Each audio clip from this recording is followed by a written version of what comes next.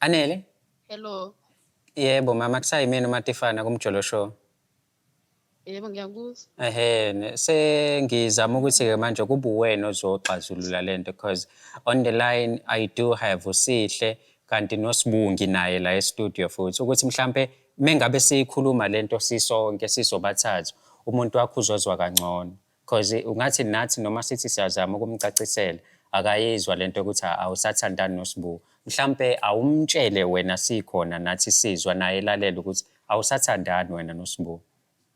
Oh ukhona la kwikhona. Yes. Ukhona Sihle mfethu usasekhona ngani? Yebo ngisasekhona. Kunento engicela ukuyibuza la. Sure mfethu. Ngicela ukubuza ukuthi inamba yakhe Anele niyithatha because uthe inamba sakhuluma. Iqhamuka kuphi inamba? Okay, ngicela nje ukucacisela mfowethu. Ngithe asisakhulumi nathi ukuthi inamba yakhe angisenayo. Inamba yakhe nginayo. Yikona ukuthi asisakhulumi. Ingakho bengithi kuwena bheka ingxoxo zethu ukuthi sagcinani nokukhuluma. Uphinde ubheke ukuthi sigcinene nokufonelana. Inamba yakhe ikhona. Ukukhuluma nje singasakhulumi. La wendoda lithi ungazongidakela mina yabo lento ngenzela yabo lento enza manje sekungijwayela phela manje. Ngingenza isilimo. Because manje ufuna ukuthi inamba yakhe anisakhulumi, inamba yakho unaphatha nikhuluma.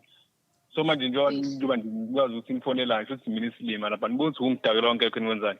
Mana mfowethu angithi ngiyakuchazela njengamanje ngithi mina bheka ukuthi sagcinani nokukhuluma. Ubheka ukuthi ngigcinene nokumfonela. Kunomehluko ephakathini kokuba nenamba nokuthi umuntu ugcinene nokumfonela. Ayikho into engizobheka mina lawo Anele akachazi na ukuthi kwenzalani ngoba ngiyangidakela nje nobabili. Anele mama. Awusikhiphe kulolu bishi. Sihle. Yebo ngiyakuzwa. Ngakuchazela ekuqaleni Sihle. Namanje futhi ngifaza ukuchazela.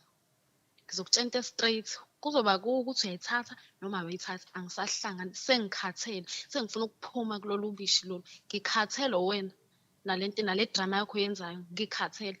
Sihle ngakutshela ukuthi uSibu dala ngahlukana naye. Ngakutshela ukuthi uSibu asisaxhumani naye. Ukuthi unayo inamba yami akusho ukuthi uyangifonela.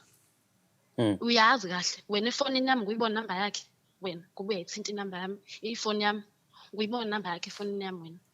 Yazi ukuthini Sihle mina ngikhathele lento and angiboni ukuthi khona into esazoqhubeka phakathi kwami nawe. Ngikhathele sengi-right drama yakho. Imali. Mawuthi awuboni lento lisazoqhubeka konke ukuthini ngalokho. Angazi kodwa nje sekutshela into engitshela wena ukuthi ngikhathele enizophinda futhi angiboni ukuthi lento yami nawe isazoqhubeka ngenxa yesenzo sakho. Lento yenza udala ukuthi ufuna ukuthi kuze kuchithe igazi ngenxa yento engekho. Ngihlezi ngitshela ukuthi mina noSibu kade sahlukana. Kangakanani ke mase seyeze wayoyiveza kuma TV. Kangakanani. Namanje still awukholwa and ukhuphula nomoya still awuzehlisa. Ngoba ngiyabona la mina ngiyabona mina nginokuchaphazeka mina la nginokudakela kokukhona. Kuningi futhi so manje noma ungitshela ukuthi na usabona lento esiqhubeka konke ukuthini mhlawumbe uzafuna ukuthi ubuyelane naye futhi.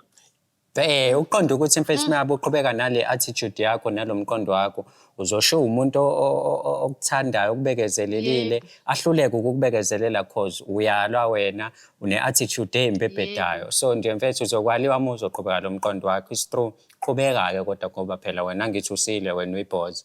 And futhi nomunye umuntu ozomthola ekuhambeni kwesikhathi mawuzoqhubeka nale attitude mnganami uzophinda futhi ube nenkinga. Isimple nje lento lemfethu zehlise ulalela umuntu esifazane ekutshela iqiniso cause nakho nami ngiyakutshela utshelwa yimini awuzwa abantu utshelwa yimini ukuthi akwenzeki lutho phakathi kwami noAnele futhi.